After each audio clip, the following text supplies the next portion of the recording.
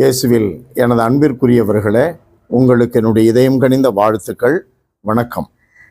அன்பானவர்களே, இன்றைய நற்செய்தி பகுதி மத்தேயு நற்செய்தி 14வது அதிகாரம் 1-12. குறுநில மன்னன் ஏரோது இயேசுவை பற்றி கேள்வி வருகிறான். அவன் தன் ஊழியரிடம், இவர் திருமுழுக்கு யோவான்தான், இறந்த யோவானை கடவுள் உயிர் பெற்றச் செய்தார், இதனால்தான் இந்த வல்ல செயல்களை இவர் செய்கிறார் என்று கூறினார். இந்த ஏரோது தன் தம்பி பிலிப்பினுடைய மனைவியை தனக்கு மனைவியாக்கி கொண்டிருந்தான். அந்த சூழலில் அவனுக்கு பிறந்த நாள் வருகிறது. அதை முன்னிட்டு இந்த சலோமி என்ற பிலிப்பின் மகள் ஒரு நடனம் ஆடுகிறாள்.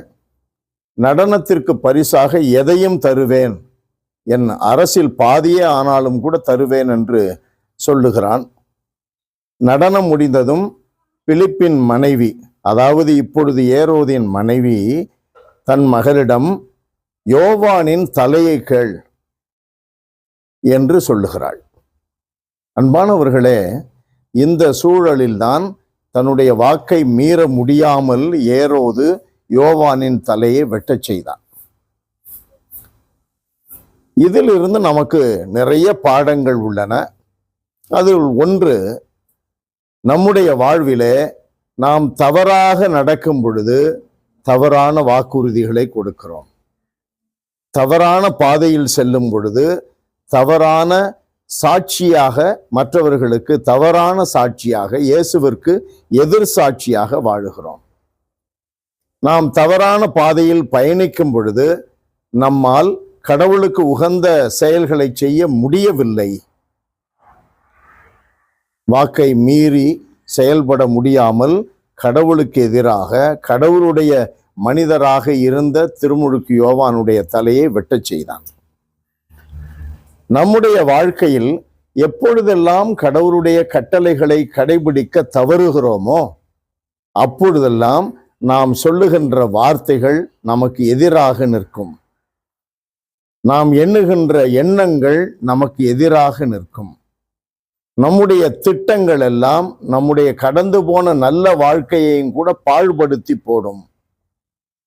இந்த உண்மை உணர்வை நாம் பெற்றுக்கொள்ள வேண்டும்.